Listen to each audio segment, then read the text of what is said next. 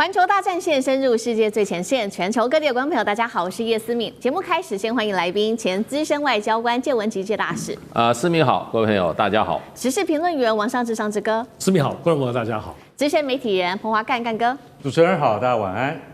观众朋友，今天节目一开始，赶快来关心在中东情势。今天我们要来特别关心到的是美伊现在正式进入开战的倒数。今天特别关注到是伊朗现在也在备战美军了，包括了现在集结的，据传达到了2000万来自于巴斯基民兵在做动员。另一方面，俄中会不会也在介入，甚至或许是在观战而已呢？中东战事一触即发，今天我们会一起的来做关心。3个火线话题，今天请来宾特别帮我们做解答。第一个，我们来看到是伊朗现在叫战，要打击可能最终攻击的目标就是美军的基地，而另一方面是真的已经要打起来了吗？因为美国跟澳洲已经在启动撤侨，从伊朗撤出来了。美军现在高度戒备，是否已经站在开战的门口？这是第一个问题。接下来我们来关心到是伊朗现在蓄势待发，准备了包括了2000万的巴斯基民兵，加上2000枚飞弹蓄势待发，和俄罗斯恐怕在这背后帮忙撑腰吗？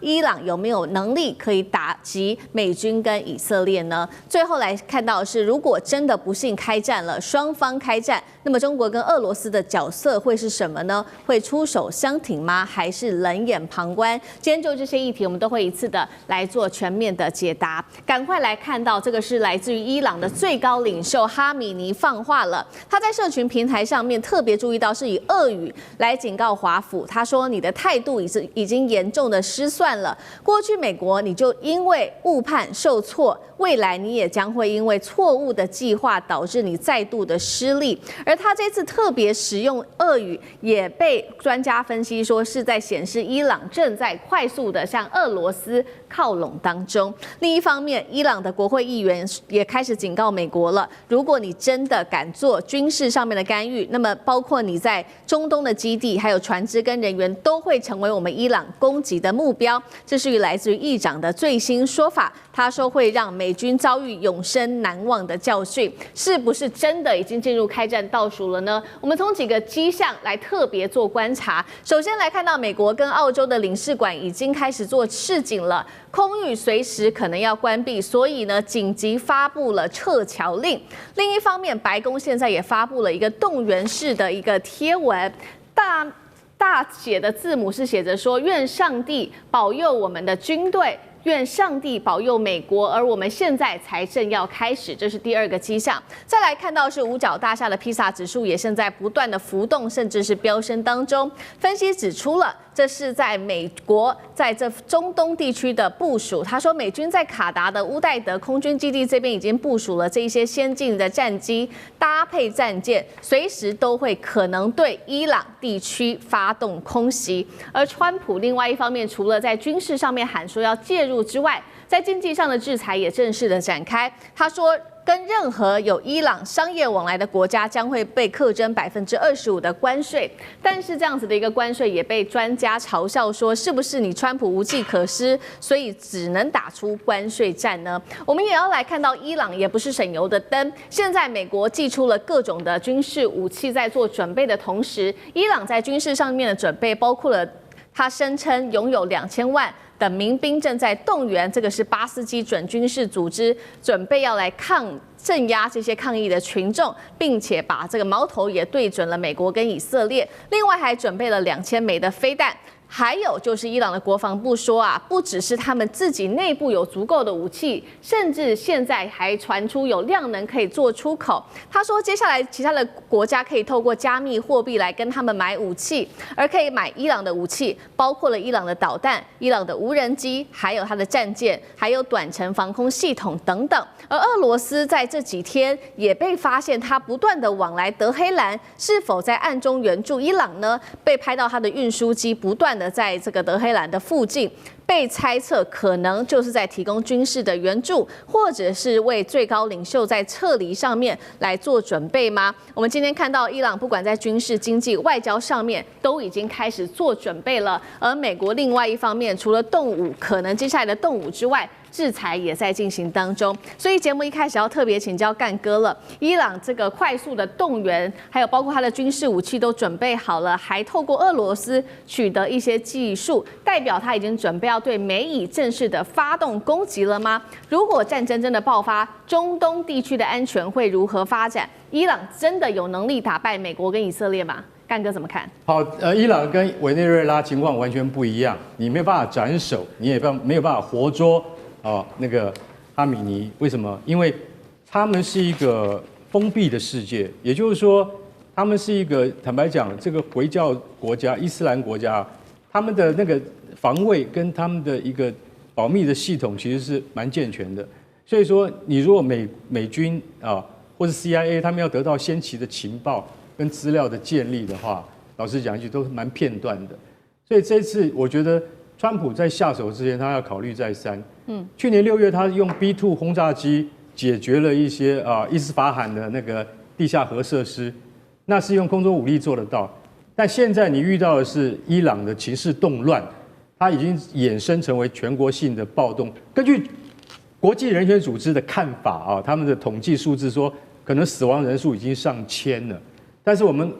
就是国际媒体没有办法进到现场去理解真实的情况，我们只听到很多周边的报道。那伊朗官方是说已经死了100多名安全部队，那你可以向上推的话，那平民死亡的应该是在这个5到6倍，所以我们认为是500-600人的平民死伤，这是可以被预估的，可以被接受的。可是如果说你美军想要直接去干预伊朗的内政的话，我觉得可能性不太大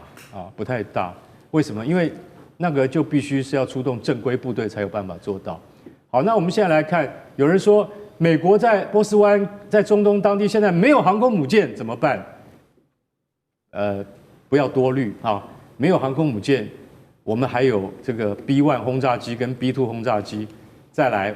我们还有核子潜艇。为什么呢？我们可以对针对性的目标可以发射战斧巡弋飞弹，这是美国的强项。也就是说，精准打击。什么叫精准打击？外科手术式的精准打击伊朗的就是说那个宗教政权的最高的指挥部，也就是说哈米尼他的住所或是他的开会的地点以及革命卫队这些将领所群聚的地点，这些资料美国全部都有。一次打击可以产生什么样的效果，端赖美国情报的准确无误与否。所以说，你既然美国在地中海上或者是在波斯湾上现在没有航空母舰，那并不代表美国就不能够出手干预，因为美国是全球的力量。所以就算是航空母舰上面的战斗机也没有办法飞那么远，因为从亚丁湾、波斯湾飞到伊朗境内再回来已经1000多公里了，这是战斗机的极限。所以需要轰炸机来做。美国最有可能就是出动 B1 结合 B2 两种飞机一起来对点式的精确打击，这是最有可能的。不然就是在海里面的，你根本找不到它。核子潜艇直接发射战斧巡弋飞弹。那我们现在来看一下伊朗自己本身的防卫力量。伊朗还是跟委内瑞拉一样，它有 S-300，甚至有 S-400，俄罗斯最精锐的防空武器。那但是我们要特别强调一下，伊朗空军可不是三脚猫伊朗空军从巴勒维国王时代就非常有名。大家还记得1980年到1988年的两伊战争，伊朗空军打伊拉克空军两伊战争，那根本就是摧枯拉朽。伊拉克空军根本不是他对手。为什么？很重要的就是因为伊朗空军在40-50年前是美国人训练的，它是由美国训练的，所以现在它还保有 F-14熊猫战斗机，大家相信吗？就是我们常常看到的《捍卫战士》那部电影里面，伊朗怎么样，他都想办法保存下了 F-14熊猫战斗机的战力。虽然现在大概只剩下50架，因为当初买了80架，然后伊朗还有很多美式装备，到现在还能用 F-4幽灵式战机、F-5战机，现在都能够用。所以大家就想说，原来伊朗是这么强的国家，对他的空军飞行员非常优秀，他绝对不是马杜洛的那个空军完全不上来迎击就垮掉的那种空军，所以大家要知道，伊朗的空军非常强，但伊朗海军只有炮艇式的那个飞弹巡逻舰而已。那伊朗陆军的话根本不存在，为什么？因为他现在就是用了这个叫做巴斯基民兵啊，他们现在坦白讲一句，他们没有养一支陆军，因为他们都是靠民兵。那伊朗其实他真的拥有的陆军叫做革命卫队，对，啊，他革命卫队的人数不超过10万人，那所以革命卫队其实老实讲，那是一种象征性保护什叶派政权的一个兵力而已。那但是真正的实际的作战能量如何呢？其实外界不知晓，但是我们可以理解，就是说，大概这个伊朗的陆军啊，没有办法跟现代的先进国家的那个国防武力来相比较，因为他们都非常封闭，而且不跟外界交流，所以他们的资讯坦白讲一句，都是我们外界很难知道的。那所以他这次靠那个巴斯基民兵呢去镇压这场活动，听说杀害了很多无辜的人民。那这场暴乱是从2022年那个叫做艾米尼的一个22岁女学生引发到现在。讲一句实在话，为了一个女学生她没有包好头巾而引发这么大的动乱，其实我觉得对于伊朗政权而言，那是得不偿失的事情。但是我认为说，川普现在已经想好了计划要发动。我的感觉啊，就是我个人的观察，这几天就会进行很大程度的军事干预，而这个军事干预呢，可能会完全出乎大家的意料之外。美国可能要下定很大的决心去做这件事情，才能够达到他在委内瑞拉树威之后，又在伊朗创造一次美国奇迹的美国胜利。对于川普的未来的连任他想要再连任，到底行不行呢？我看就看这一役了。好，中东战事一触即发，有没有可能伊朗成为在继委内瑞拉州川普下一个就即将要拿下来的地方？因为刚刚干哥也提到说，伊朗的空军特别的强嘛，那其实伊朗现在也在打一种心理战，甚至先发制人，他想要先攻击，在美军先攻击前攻击美军基地，是否有可能发生这样的事情？如果真的遭袭的话，美伊是否会跨过战争红线？大使又怎么看？美国如果要对伊朗进行攻击的话，那一定是这种定点打击，然后呢是重要的这个战略，或者说的目标，包括人，除了这个核子基地然后重要的这个飞弹基地之外，要不然就是针对现在的这个最高领袖哈米涅，或者说是针对他的总统佩德西奇扬。那这些不是那么容易，那可是问题现在美国就一直在给他出兵找一个理由，看起来他是找到理由了。因为川普在前几天他就说，你如果伊朗你开杀戒的话，那我就要动武了。那现在呢，这个到底多少人死不知道，这个我看这个有各种数目BBC 是2000人，而且 BBC 把它讲得非常恐怖，说医院里面那个尸体都叠在那个地方，而且呢，我这些家属去找到尸体的时候，每一具尸体还要花钱赎回，那是人间炼狱，那可是问题又有美国的一个比较受到，就是说其他的 NGO 比较有公信力的。我不是说 BBC 没有公信力 ，BBC 前一阵子被抓到拿美国 CIA 的钱嘛，对不对？那他这个就是说，这个美国有一个人权活动家的一个新闻社，他给出一个详细说，他说死亡人数538人，那么被捕的人数有1.06万人，那外界一般说这个数目比较可靠，那你要知道这个是伊朗全国，伊朗有多少人口你知道？9000万人，而且伊朗的国土有多大？伊朗的国土跟我们中国的新疆几乎一样大，160万平方公里。我们新疆是166万，伊朗就160万，是。所以呢，它有30几个省，所以说有一半省份都陷入了动乱有动乱发生。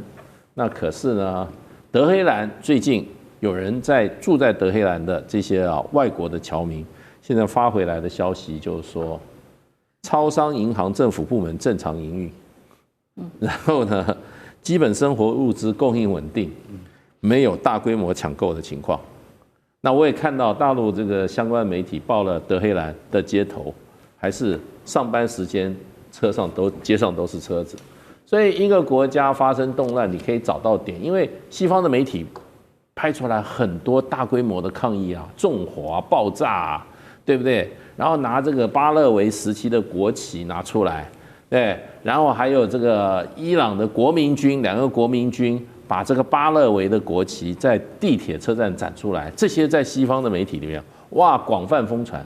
可是一个问题就是说，它是不是很普遍？不过事实上，伊朗是已经到了一个危机点了，因为1月8号当天，伊朗的这个政府下了一个决定，叫断网。断网，甚至电话通讯都断了以后，看起来整个情势立刻就平稳下来了。那个时候，很多内部的这些在这个在抗议的团体向外界反映说，请你们赶快叫马斯克打开星链计划。对。然后那个也外传星链计划的地面接收器马上运去了3到10万个，可是呢，后来又传出来说，没想到伊朗的这个电战能力那么强，居然把星链计划都把它屏蔽了。所以呢，事实上的话，现在这个情况看起来，伊朗的动乱，起码西方要不然是找不到新证据，要不然是没有消息传出来，看起来好像态势比较平静。不过原因是什么？因为这是一次经济引起的，它缺乏有组织的政治团体，或者宗教团体在后面做长期的支援。所以呢，只能说美国失去了一个出手的机会。那是不是还可以找到机会呢？那伊朗已经强烈反映说，你打我就反击。对。那现在就看川普打不打。是好，如果说川普接下来真的打的话，那接下来中国大陆跟俄罗斯它的角色又是什么？会支援吗？还是袖手旁观？那像这个又怎么看？我想这次其实之前的动乱当中也查出说有一些枪支火药，那这个部分在伊朗那么严格管制枪支的环境，还有宗教教义的地方，无疑的一定是外来力量，那么也开始要介入，想要浑水摸鱼哦。如刚刚大使前面所讲的，这可能当然也是前阵子美国或川普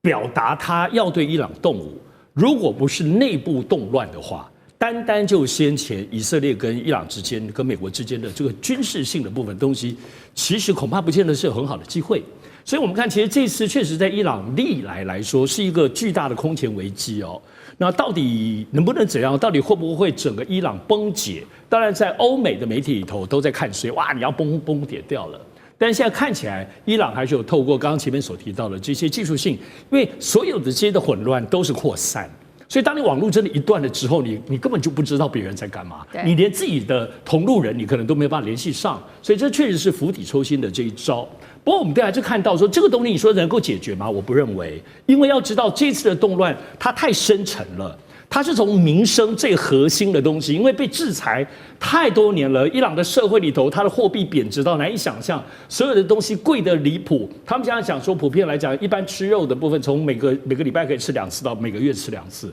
那所以这里头包括它的货币的一直改变，所以这种民生核心的崩解，这个东西如果没有处理，现在只是暂时的止缓而已，它并不会就平静了。因为要知道，这一次还包括伊朗整个产业的坍塌，因为你的石油各方面的出口都没有办法卖钱，因为被制裁了，不止石油都被制裁了，所以产业其实是这一次企业界是最早出来上街头抗议的，然后民众各方面加入，后来甚至连政府的工作人员也都加入。所以这个东西我们看到，伊朗其实在先前经历以色列战争，按照道理，民族主义会让大家摒弃里边的那个问题，不是吗？但你会发现这一次竟然没有哦，而且穆斯林的这个军事宗教性的控制或者这种把持，其实这一次也坍塌了。所以我觉得现在只能说暂缓，但这种核心的问题没有解决好。中国、俄罗斯呢，他当然不可能袖手旁观，但是他能做什么做的有限。因为中俄对于对先前对以色列的部分支持，它就是大国的支持，政治、军事、经贸的支持，碰不到民生问题啊。相较于过去美国来说，美国就是跟伊朗敌对，它的情报战，它就是深入基层、民间、学生、企业各方面，在里头煽动。那川普现在虽然没有像过去美国之音已经被停掉了，没有办法接煽动，可是伊朗已经是自己内部到这样子的地步，所以中国跟俄罗斯这次会感受到，如同委内瑞拉一样，大国友好的合作，通常友好的关系、情报战。做的就不会像美国敌对的关系情报战做的这么细密，所以支持的程度对于民生社会，中国俄罗斯就碰不到，碰不下去。所以这个部分，我觉得这一次伊朗跟委内瑞拉会对于中国跟俄罗斯整个它的联盟关系，包括情报的核心，我认为一定会重建。好，谢谢尚志哥。那我们休息一下，马上回来。地缘政治、美中之争、战略价值、强权崛起、小国生存，现在与未来洞悉事件走向，掌握世界脉动，全球观点尽在环球大